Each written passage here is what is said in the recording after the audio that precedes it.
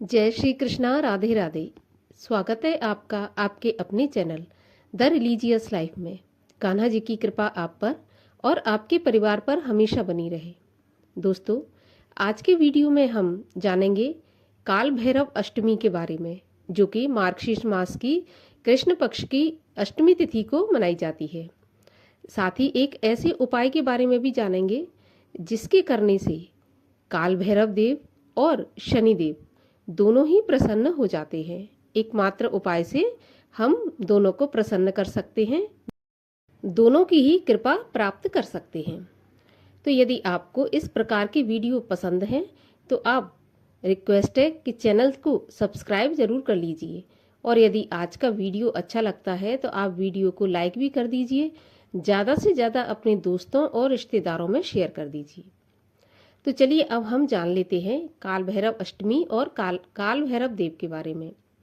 काल भैरव का नाम सुनते ही मन में एक विचार आता है कि काल भैरव देव जो है तंत्र मंत्र, भूत प्रेत इस प्रकार की साधना से संबंध रखते हैं।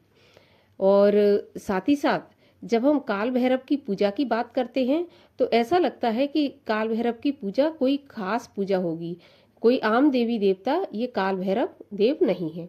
लेकिन मैं आपको बता दूं कि ऐसा नहीं है। ये जो काल भैरव देव हैं वो भगवान शिव का ही एक अवतार है। बस फर्क सिर्फ इतना है कि जो काल भैरव देव है वो भगवान शिव का रौद्र अवतार है, मतलब गुस्से वाला अवतार है। पर हमें काल भैरव की पूजा करने से भगवान शिव की कृपा जैसे प्राप्त होती है वही कृपा प्राप्त होती है। लेकिन काल भैरव की पूजा करने से एक हमें लाभ और मिलता है कि यदि हम काल भैरव की पूजा करते हैं और काल भैरव को प्रसन्न करते हैं तो हमें शनि देव की कृपा और प्रसन्नता स्वतः ही प्राप्त हो जाती है। अब इसका कारण क्या है कि यदि हम काल भैरव की पूजा करेंगे तो शनि देव कैसे प्रसन्न होते हैं? तो देखिए, जो काल भैरव देव हैं वो शनि देव के गुरु हैं। शनि देव जो कि सूर्य पुत्र हैं, छाया देवी के पुत्र हैं। जब शनि देव को बार बार अपमानित होना पड़ा था अपनी काले रंग के कारण, और अपनी जो शनै शनै चाल है, धीरे धीरे चाल है, उसके कारण, तो सभी लोग जब उनका मजाक उड़ाने लगे तो देवी छाया ने भगवान शिव के काल भैरव रूप से प्रार्थना की कि वो शनिदेव को हर चीज में यानी कि पूरी 64 कलाओं में पारंगत करें, जिससे कि उनके पुत्र यानी कि शनिदेव का प्रभाव पूरे विश्व पर बढ़ जाए। तब भगवान शिव ने काल भैरव अवतार में शनिदेव के गुरु बनकर उनको शिक्षा दीक्षा दी थी। तो इसलिए यदि हम काल भैरव की पूजा करते हैं तो शनिदेव की कृपा हमें स्वतः ही प्राप्त हो जाती है, क्योंकि गुरु शिष्य का दोनों में रिश्ता है। और यदि हम शनिदेव की पूजा करते हैं तो काल भैरव की भी प्रसन्नता हमें मिलती है, क्योंकि शनिदेव ने भी गुरु दक्षिणा में अपना सिर काटकर भगवान काल भैरव को समर्पित किया था। तो इस वजह से काल भैरव देव भी शनिदेव से प्रसन्न हमेशा रहते हैं। तो चलिए अब हम ये जान लेते हैं कि साल 2024 में काल भैरव अष्टमी किस दिन मनाई जाएगी। इसके बाद हम जानेंगे उपाय के बारे में कि हमें कौन सा उपाय करना है जिससे कि हमें दोनों की कृपा प्राप्त हो।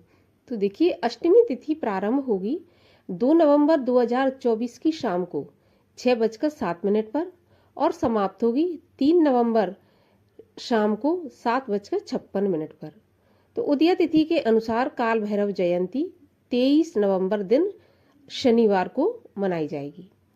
अब यहाँ पर एक खास बात और है कि शनिवार के दिन काल भैरव जयंती पड़ रही है तो इसका और 1000 गुना फल बढ़ जाता है। इसलिए ये उपाय आपको अवश्य ही करना चाहिए। आपके ऊपर भले ही शनि की दशा नहीं चल रही, लेकिन कहा जाता है कि शनि कर्म फल दाता है। हम जिस प्रकार के कर्म करते हैं उसका हमें फल देने में पूरी तरह समर्थ है। तो यदि आप बहुत मेहनत कर रहे हैं और आपको लगता है कि आपकी मेहनत का फल आपको अच्छे से नहीं मिल रहा, तो आप निश्चित रूप से काल भैरव अष्टमी के दिन ये उपाय अवश्य कीजिए। आपको जो आपकी मेहनत का फल है वो शनिदेव की कृपा से अवश्य मिलेगा, भगवान शिव की कृपा से, काल भैरव की कृपा से अवश्य मिलेगा। तो आपको करना क्या है उपाय में? आपको काल भैरव अष्टमी के दिन बिल्कुल छोटा सा उपाय है, आपको लगेगा इतना छोटा मामूली उपाय है, लेकिन आप चमत्कार इसका बहुत बड़े रूप में देखेंगे।